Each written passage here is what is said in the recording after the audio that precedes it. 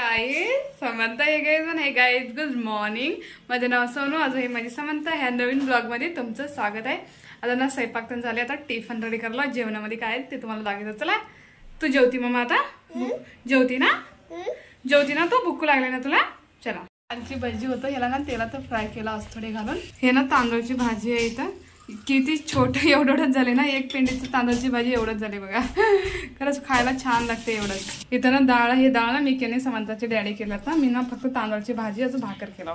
आता ना समंताचे डॅडी गेल्यात, म्हणजे कपडे धुवून झाले। आम्ही ना आज शनिवार होतं ना, हनुमानजीच्या मंदिरला चला आता मस्तपैकी। किती भारी डोळे आलेलं सीताफळ आहे ना, हे सीताफळ खावल्याला मस्तपैकी।